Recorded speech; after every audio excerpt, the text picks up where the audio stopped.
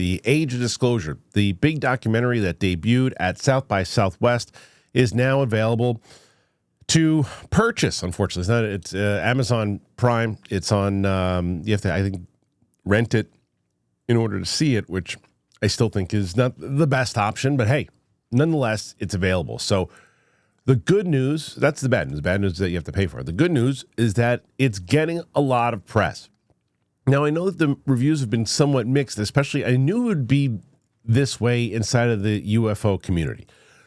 I was looking around and I was seeing some of the reviews. Like, this is a bad movie. Why is it a bad movie? Because it hasn't told us anything new. Now, I feel that is not the way to review this movie. Now, I haven't seen it. It very well could not be a good documentary, but I don't think that is a valid thing for me, because in the same way that I watched the James Fox documentary, the last one, it was the education to the masses, that last one. There wasn't a lot of new stuff in there for the UFO community. But I think that you need to stretch outside of that. I think you need to start pushing to enough people to get people to go, whoa, this is extraordinary information I didn't know before. And that seems to be happening. And it seems to be happening with one of the things that I've been talking about all the time. That's the mainstream media. There's now Dan Farah, who is the director of this project, producer. He's been all over the place promoting this. Every news outlet, everywhere, from Fox to CNN to Joe Rogan. He's been everywhere. And he's talking about this, and he's getting a lot of mainstream. This is literally, if you just type in UFO news on Google, it is like, usually they'll give you a couple different stories of things that are happening. This is dominating. This is what everybody's talking about right now. So that's the very important side of this, is that are you going to open up new eyes and get new people to discuss it? That, to me, is the most important thing. Does that warrant it through this film? And it seems like it is. So speaking of one of those outlets, he was on Jake Tapper, and he sat down with Tapper, and this was the report that Tapper did on Age of Disclosure. So let me show you that, and then I'll talk about it afterwards. Here, check it out. Unidentified anomalous phenomenon, what we used to call UFOs, are real. They are spying on and interfering with nuclear and military activity. They have crashed on Earth, and their non-human bodies have been recovered. And the U.S. government has been covering it all up for decades. Those are the arguments featured in The Age of Disclosure, which is a serious contender in the Oscar race for Best Documentary. It debuts this Friday in some theaters and on Amazon Prime. And it features a bipartisan group of 34 senior members of the U.S. government, military, and intelligence communities, all of whom go on the record claiming to have direct knowledge of UAPs, unidentified anomalous phenomena. In a clip that is exclusive to the lead we're going to show you right now, then Senate Intelligence Committee Vice Chair, now Secretary of State Marco Rubio, explains how deep these layers of secrecy can go.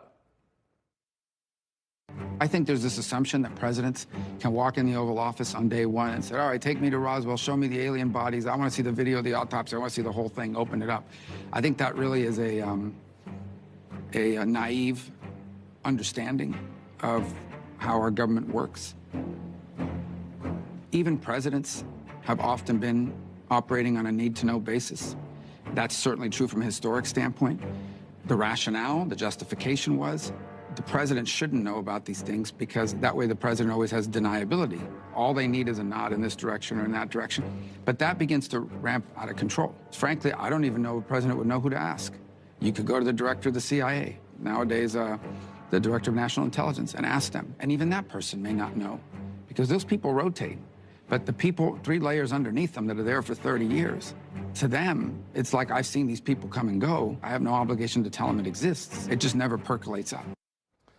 Joining us now to discuss is Dan Farah. He's the director of The Age of Disclosure. So first of all, let me say I saw it last night, and it is riveting and fascinating. Congratulations. This is a subject that we've covered on the show, but you really, this is above and beyond. Thank you. The Secretary of State, then a senator, goes on the record there to provide a window into how deeply hidden this knowledge really may be. Yeah, that Rubio clip sums up how significant the cover-up is. Every one of the 34 intelligence, military, and government officials I interview I interviewed told me that not only is the public kept in the dark, but Congress is kept in the dark, and all sitting presidents have been kept in the dark. So in the documentary, a number of officials go on the record to reveal a UAP crash retrieval program where technologies and even, quote, non-human biologics have been recovered. Officials say there is a secret war between the U.S., China, and Russia to try and reverse engineer some of these alien technologies from these crashed UAPs. How big are the national security implications here? They couldn't be bigger. So this race, this secret Cold War race that our nation is in with adversarial nations to reverse engineer technology of non-human origin, the stakes are far, far greater than the atomic race. One of the interview subjects refers to it as the Manhattan Project on steroids. This technology could be used to cause significant destruction, but it could also be used to revolutionize the way we live. So there's a lot of pros and cons to this race.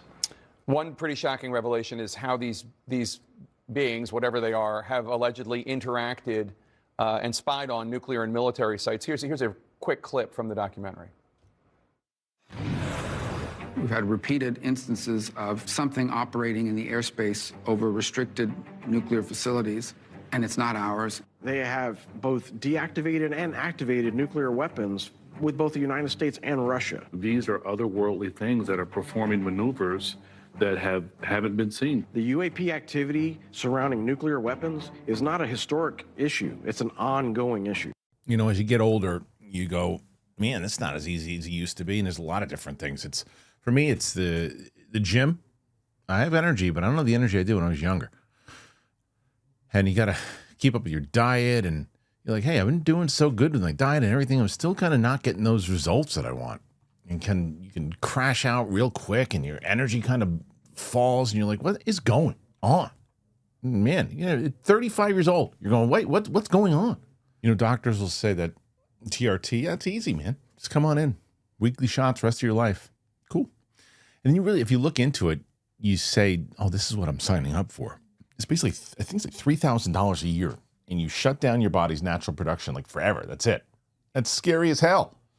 So what if you want to have kids? How about that? Mars Men came to me.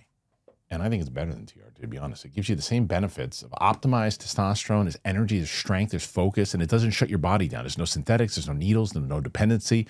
It's crazy. It's like hitting the reset button on your hormone factory instead of just shutting it all down. So it's great because the shots, not for me. Not for me. I finally found something that gives me benefits without the scary long-term stuff. So I feel great. A lot of energy now. It helps at the gym tremendously, and more weight, better focus. For me, it's a steady drives all day. It's not the quick spike you get from like coffee or injections. It's made in the USA and it's third-party tested. It is also, which is great, there's a 90-day money-back guarantee. There's no risk. And the worst case is if you don't actually really love it, you say, this isn't working. You get your money back. But over 91% of users report high energy levels. That's thousands of guys that are feeling incredible results. You can check out the reviews, by the way, if you want to just go to the website. There you go. Now, for a limited time, our listeners will get 60% off for life and 2 free gifts, but you got to use that code DTE at mengotomars.com. That's mengotomars.com. You got to use that code DTE at checkout. After your purchase, they're going to say, hey, where'd you hear about us? Please support DTE and tell them that we sent you. All right, so that's the thing to really look out for here, right? As I said in the opening of this, it is the wrong approach. It is the absolute wrong approach to say that there's just no information. There's nothing new. This is a bust. This is different from like a hearing, because I've said that many times over when it comes to a hearing. Hearing, you can't keep repeating the same stuff, because what is there to report after that? And when you have the same people saying, well, I can't tell you this, I can't tell you that, I can't tell you this, like you can just go back into the transcript of the first one if you're going to go into that. And you have to have new information each time to get bigger and bigger results. But when it comes to this type of thing, this movie, this is also the sad state of how we live. You are not wrong when you say, I've heard all of this stuff before. I've seen Jay Stratton saying this stuff. I've seen interviews with Rubio saying all this stuff. I've seen every one of those people that are talking about those particular things, about the nuclear facilities and the we're covering the biological or the covering the bodies and covering all that. We've heard it before. We've seen it. Sure. But have you ever heard Jake Tapper on a national news program with this director saying that in the same program that a lot of people watch on a bigger segment and not just burying it off to the side? No, because this is the sad state that we live in. Because Dan Farah, who is connected very much so in the Hollywood industry and is a big-time Hollywood person inside of working with Spielberg and on movies and other things, he's got a powerful PR team behind him. He's going to get the interviews that James Fox cannot. He's going to get the interviews that Darcy Weir cannot. He's going to get the interviews that these people who have been making these types of documentaries with the same information. Like I just mentioned Darcy. Darcy had a great documentary about the USOs. And he talked about it with Tim Gallaudet. That's how I had an opportunity to talk to him. Tons of information and things out there. But Darcy doesn't have the name of a Dan Farah. Darcy should have been out there the same thing, and he would have had the same types of conversations. The things that were in there were extraordinary. But the point is that this one is getting that kind of traction. And so more people will start to pay attention in the way, however you found it. So the person I'm talking to into the camera right now, how did you find this topic? One of you could be saying, I've been following this thing for 30 or 40 years. Another one just started following around 2 months ago, got fascinated on it. 2 years ago, 4 years ago, 3 years ago, whatever it might be. There's somebody who just started an hour ago. And that is what this could do with more coverage on it. I had the whole point about the Oscars and whether or not it could win an Oscar or whatever it might be. Tapper tends to think that it's a heavy contender. It has a pretty low score on Rotten Tomatoes right now, and that might not be the case because as far as it getting nominated. But again, not really the point. The point is it getting enough people talking about it? Because it's not necessarily going to get a lot of people to rent it, because that's what you got to do. You got to rent it. I wish it would have been on Netflix. I wish it would have been on something else or Paramount Plus or whatever it might be that you already got a subscription to. That's how I stumbled into this topic, as I saw a documentary that was just accessible to the app that I was watching. But, you know, the other things that particular clip with Rubio, and we've heard that, right? That there are people, and this is the conversation that I have with people who are not well versed in this topic. I don't believe that the government could keep it quiet for this long. And I think Rubio says it well. You don't really understand the way that the government works. The people that have been covering this particular subject or this deep state thing, he said it. They've seen people come and go. This has been an operation that's been going on forever. Like, okay, we don't need to tell this person. They're going to be in there for a little bit. We have our, marching orders of what we do. We have our hierarchy and how we handle it. And if somebody starts sniffing around, you point them that way. We've been covering up this money for 30, 40, 50 years. It's old hat to us. We know how to do it. And it just seems like more and more people are kind of knocking at that door this time around. And I think that this is potentially something that could happen. Now, how does this all tie into more coverage? That's what I hope happens, right?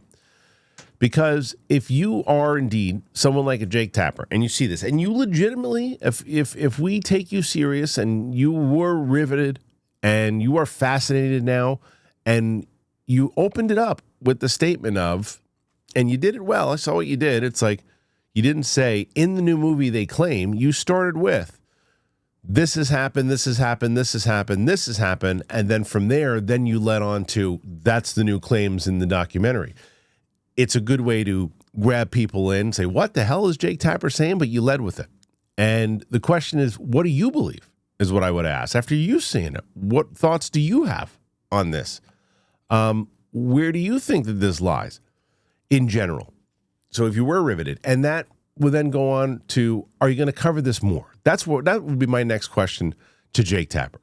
Are you going to cover this more? Is it more than just because of this movie and this Hollywood producer director is doing it now? Because it is a riveting subject, as you say, the amount of information that's on this topic is every day, 3 to 5 to 6 to 8 to 12 to 15 stories a day of new things that could potentially be happening. Are you going to be covering that?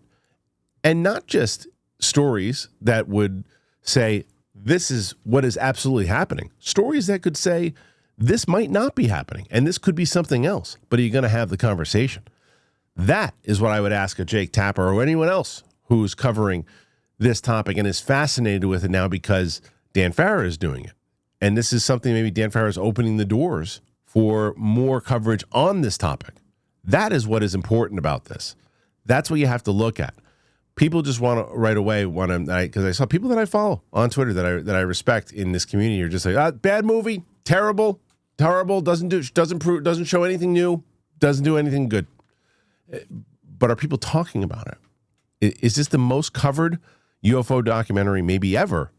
The answer is, as far as mainstream goes, yeah, I believe it is, because of the anticipation behind it too.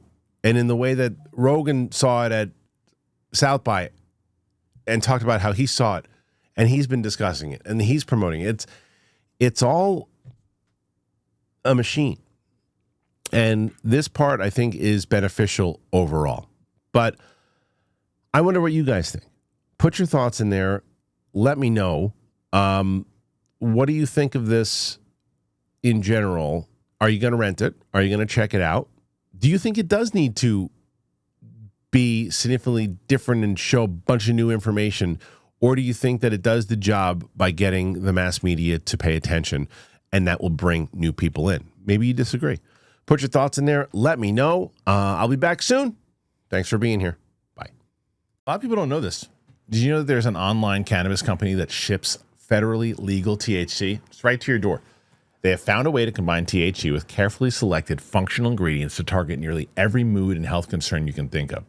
I am talking about Mood.com's incredible line of functional gummies, and you can get 20% off your first order at Mood.com. You got to use that promo code DTE. Whether that's Mind Magic gummies for deep work creativity, PMS support to erase cramps and balance mood swings, or their sexual euphoria gummies to help you feel ready for action and turn every touch into a full body experience. Everything ships right to your door discreetly. No dispensary lines, no awkward conversations, just better days and nights delivered to your doorstep. Best of all, not only is Mood product backed by a 100-day satisfaction guarantee, but as I mentioned, listeners get 20% off their first order if you use that code DTE. Head on over to Mood.com, find the functional gummy that matches exactly what you're looking for, and let Mood help you discover your perfect mood. Don't forget to use the code DTE when you check out to save 20% of your first order. Mood.